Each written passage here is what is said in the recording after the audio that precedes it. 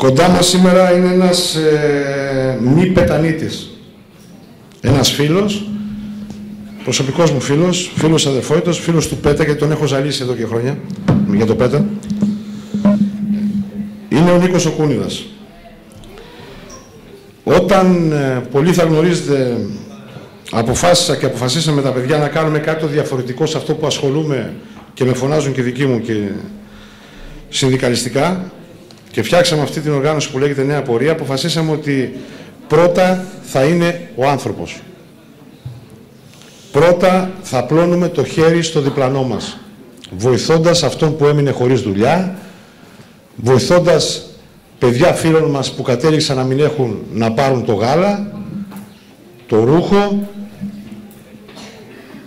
το ψωμί. Και ξεκινήσαμε δειλά-δειλά. Το τμήμα αλληλεγγύης που δημιουργήσαμε γιγαντώθηκε σε τέτοιο βαθμό που κερδίσαμε πολλά βραβεία που δεν τα ανακοινώσαμε πουθενά και καλά κάναμε. Γιατί δεν πρέπει να τα ανακοινώνεις αυτά. Από ποιους?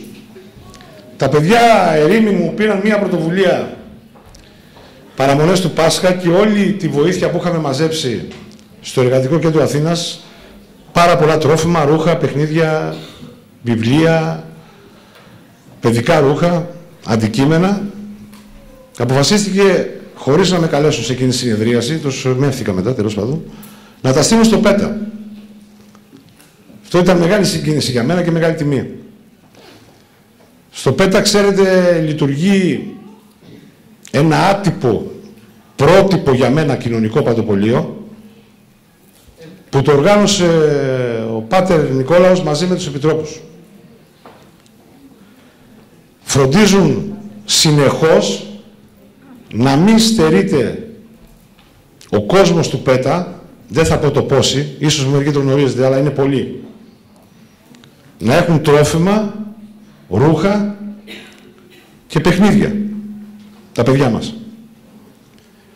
Εκεί στείλαν τα παιδιά παραμονές του Πάσχα τα πράγματα. Εμείς οφείλουμε, γιατί το έχουμε ως αρχή ως αδερφότητα, ειδικά τους ξένους ανθρώπους που τιμούν τον τόπο μας, να τους έχουμε ψηλά. Αυτό το μάθαμε το 1822, όταν ήρθαν οι ξένοι τότε και πολέμησαν για μας, για την ελευθερία. Θα παρακαλέσω τον Νίκο να του δώσουμε τα φτωχικά προϊόντα του τόπου μας σε ένα μικρό καλαθάκι. Αυτός ο τόπος έβγαλε μόνο τσίπουρο, ελιές, ρίγανη. Δεν έβγαλε πλούσια αντικείμενα, αλλά γίναν πλούσια τη σημερινή εποχή. Για μας είναι πλούσια γιατί είναι από καρδιάς. Και μία βράβευση σε αυτά τα παιδιά. Νίκο, θα σε παρακαλέσω δύο λόγια και να παρανάψεις τα δώρα.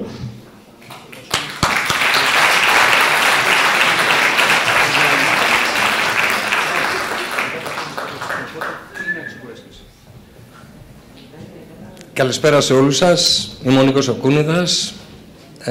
Είναι μεγάλη μου τιμή που βρίσκομαι εδώ.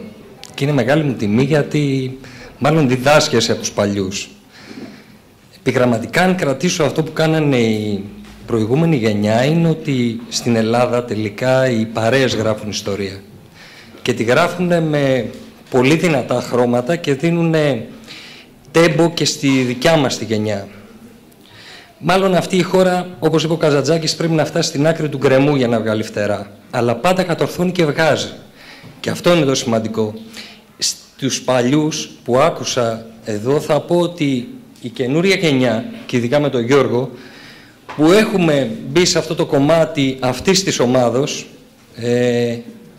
του έχουν εμφυτεύσει αυτό το μικρόβιο με την καλή έννοια και προχωράει και στην επόμενη γενιά, άρα δεν πάει χαμένος όλος αυτός ο κόπος, ανεξάρτητα αν τμηματικά μένει. Νομίζω είμαστε υποχρεωμένοι να φτιάξουμε μια αλληλέγγυα κοινωνία, γιατί αυτό χρειάζεται σήμερα. Χρειάζεται αλληλεγγύη. Ένα πιάσιμο στο χέρι του συναδέλφου, του συμπολίτη μας, του συνάδελφού μας. Χωρίς πολύ μεγάλο θόρυβο. Χαμηλά, μέχρι να πάει αυτή η χώρα μπροστά. Σας ευχαριστώ όλους. Σαν εργατικό κέντρο και σαν ομάδα θα είμαστε όποτε μας χρειαστείτε μπροστά σας.